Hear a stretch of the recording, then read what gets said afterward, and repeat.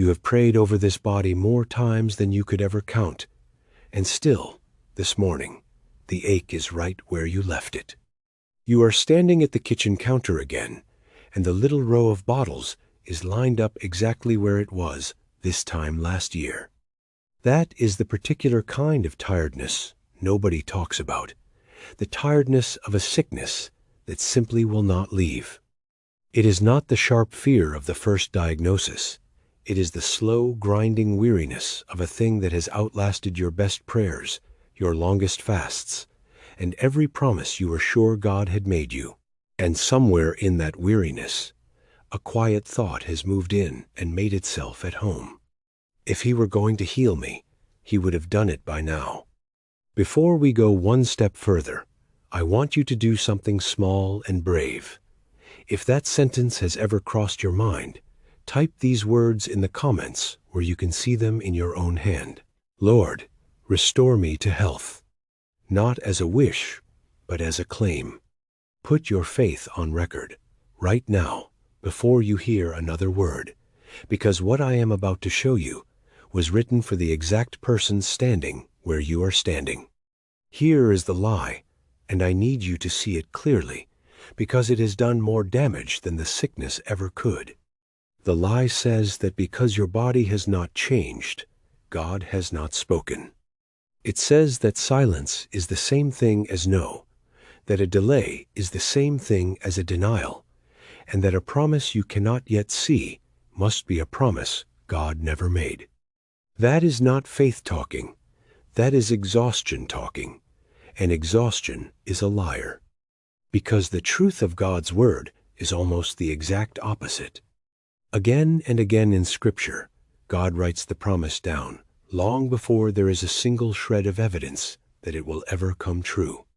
The word comes first. The healing comes after. And in the next few minutes, I want to take you to the one place in the Bible where you can actually watch him do it. Open with me to the book of Jeremiah, chapter 30, verse 17. And I want you to hear it, not as a gentle sentiment stitched onto a pillow, but as what it actually is, a verdict, a ruling handed down from the highest court there is, over your body. Here is what the Lord says. But I will restore you to health and heal your wounds, declares the Lord, because you are called an outcast, Zion, for whom no one cares. Now hear this honestly, because it matters. God first spoke these words over a whole people, a city under siege. But look at who he reaches for when he says them. The outcast, the one no one cares for, the one everybody else had already given up on. That is not the language of nations and armies. That is the language of the forgotten. And if you have lain sick long enough to feel like the one nobody is coming back for, then he aimed this straight at you. Read it again, slowly. I will restore you to health, and I will heal your wounds. That is not God hoping. That is not God suggesting. Those are the words of a judge who has already reached his decision and is now reading it aloud. But I will restore you. That small word, but, is doing something enormous there, and to feel its full weight, you have to know what verdict came right before it. So let me take you back, because the setting of this verse is the whole secret, and once you see it, you will never read this promise the same way again. These words were not written on a good day. Jeremiah chapter 30 opens a section that has long been called the Book of Consolation, chapters 30 through 33, and it begins with a strange command. In Jeremiah chapter 30, verse 2, God says to the prophet, "This is what the Lord, the God of Israel, says. Write in a book all the words I have spoken to you. Write them down, put them in a scroll, make them permanent." Think about why that instruction matters. A spoken word can be forgotten by morning. A feeling fades. But a word written into a scroll outlasts the mouth that spoke it. It survives the disaster. It can be picked up and read again years later, by people who were not even born when it was first given, long after the crisis that surrounded it has passed. God was not merely comforting one generation on one bad afternoon. He was putting his promise into a form that could reach across centuries and land intact on the person who needed it most.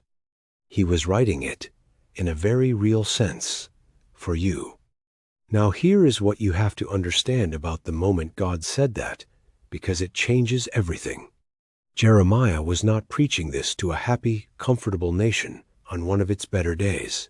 He was writing during the final, terrible months of the Babylonian siege of Jerusalem. The armies were already at the walls. The city was starving. And Jeremiah himself, the man holding the pen, was under arrest, shut in the courtyard of the guard, because the truth he preached had gotten him imprisoned. Everything a human eye could see said it was over. And just a few verses earlier, in that same chapter, God had said the hardest thing of all. Listen to Jeremiah chapter 30, verse 12. This is what the Lord says: "Your wound is incurable, your injury beyond healing. There is no one to plead your cause, no remedy for your sore, no healing for you." Incurable, beyond healing, no remedy. That is the diagnosis. And notice who is speaking it. It is God himself. He is not in denial about how bad it is. He names it more honestly than any doctor ever could. And then, 5 verses later, in the very same chapter, from the very same God, over the very same incurable wound, comes verse 17. "But I will restore you to health and heal your wounds." Do you see what just happened there? God wrote the word incurable and the word restore onto the same page, in the same scroll, on the same dark day. The healing was written down while the wound was still being called beyond healing. The promise was set in ink while the city was still burning, while the prophet was still in chains, while there was not one visible reason on earth to believe it. That is the secret hiding in plain sight in this verse. God did not wait for things to improve before he made the promise. He made the promise in the worst of it, and then he signed his own name underneath, declares the Lord.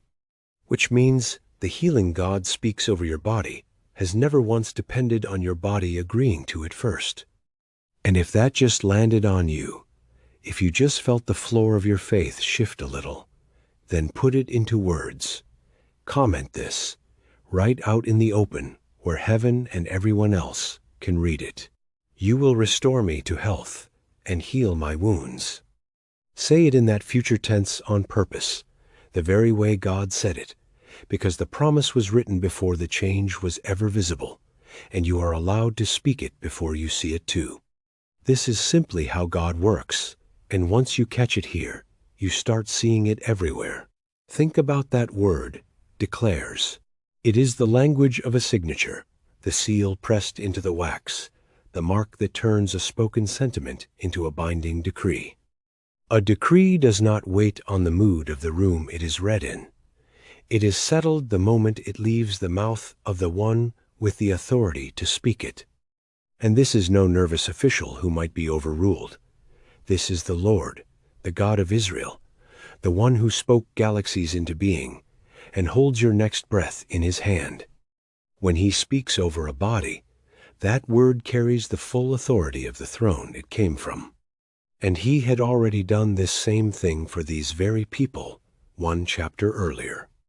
In Jeremiah chapter 29, verse 11, to these same exiles, in this same captivity, God had said the words you have probably heard 100 times. "For I know the plans I have for you, declares the Lord. Plans to prosper you and not to harm you. Plans to give you hope and a future."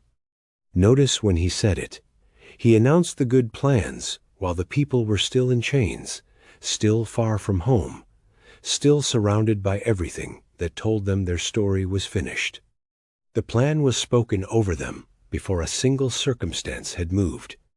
God is not reacting to your test results. He wrote his plans for you before the results ever came in. So hear me now, and let this build. The word over your body was written before the wound was ever called incurable. It was written before the doctors ran out of options. It was written before the diagnosis, before the relapse, before the morning you stood at that counter and quietly wondered if he had forgotten you. The promise is older than the problem. The sickness is the newcomer here.